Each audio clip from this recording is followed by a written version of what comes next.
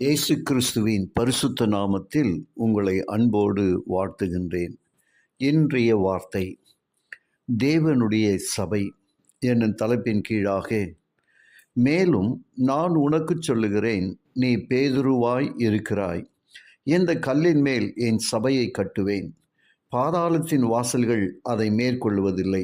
மத்தேயு 16:18. கிறிஸ்து கற்பாறை, அதன் மேல் தம்முடைய பிள்ளைகளை தனி நபராகவும் பெரு நிறுவனமாகவும் நிலைநிறுத்தும் அஸ்திபாரமாக அவர் இருக்கிறார். ஆண்டவர் தமது இருதயத்தைப் போலவே திருச்சபையை நேசிக்கிறார். அதற்கு காரணம், கிறிஸ்து தம்முடைய சுய இரத்தத்தினாலே சம்பாதித்து கொண்ட சபை என வேதம் கூறுகிறது. அப்போஸ்தலர் 20:28. அந்த பரிசுத்தமான ஸ்தலத்தை இன்றைக்கு நம்முடைய அந்தஸ்தை நிலைநாட்ட, மனிதர்களின் பாரம்பரியத்தை நிலைநாட்ட பதவிக்காக நாம் பயன்படுத்தி அதை கெடுத்து கொண்டிருக்கிறோம். நாம் தேவனுடைய ஆலயத்தை கெடுத்தால் நம்மை அவர் கெடுப்பார் என்று வேதம் சொல்லுகிறது. 1 கொரிந்தியர் 3:17. தேவனுடைய சபை கிறிஸ்துவின் சரீரமாக இருக்கிறது. எபேசியர் 1:23. அதன் தலை கிறிஸ்து. எபேசியர் 5:23. நாம் அவரின் அங்கங்களாக இருக்கிறோம். இந்த சபையின் மூளைகள் கிறிஸ்து. அதன் அஸ்திபாரம் கிறிஸ்துவின் அப்போஸ்தலர்களும் தீர்க்கதரிசிகளும் ஆவர். எபேசியர் 2:20. ஆகவே பிசாசானவன் இந்த சபையை ஒரு நாளும் மேற்கொள்ள முடியாது. மத்தேயு 16:18.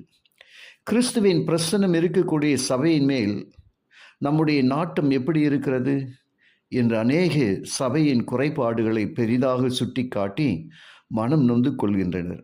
ஆனால் நம்முடைய ரட்சிப்பிற்கு ஒரே இடம் இந்த சபைதான் என்பதை நாம் உணர வேண்டும். எல்லா பிரச்சனைகளுக்கும் அசுத்தங்களுக்கும் சபையில் இருக்கத்தான் செய்யும். அது ஒரு நாள் தேவனால் சுத்திகரிக்கப்படும்.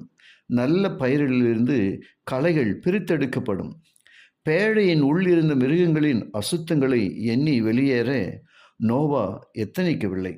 காரணம், அந்த பேழை அசுத்தம் உள்ளதாக இருந்தாலும் நோவாவின் ரட்சிப்புக்கான ஒரே வழி அந்த பேழை தான். ஆகவே சிலர் சபைக்கு வருவதை விட்டுவிடுகிறது போல நாமும் விட்டுவிடாமல் ஒருவருக்கொருவர் புத்தி சொல்ல கடவோம்.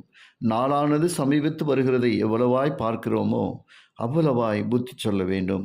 எபிரேயர் 10:25.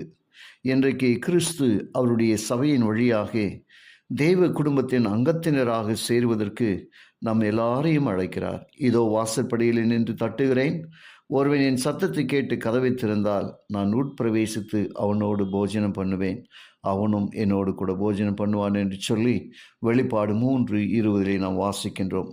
ஆம், வார்த்தையை கேட்டு ஒவ்வொருவரையும் கர்த்தர் ஆசீர்வதிப்பாராக. ஜெபிப்போம். கிருபையுள்ள நல்ல பிதாவே, உமக்கு நன்றி சொல்லுகிறோம். இந்த வார்த்தையின் வழியாக நீர் எங்களோடு பேசும் தயவுக்காக ஸ்தோத்திரம். ஆசீர்வதியும். இயேசுவின் வழியாக ஜெபிக்கிறேன் நல்ல பிதாவே. ஆமென்.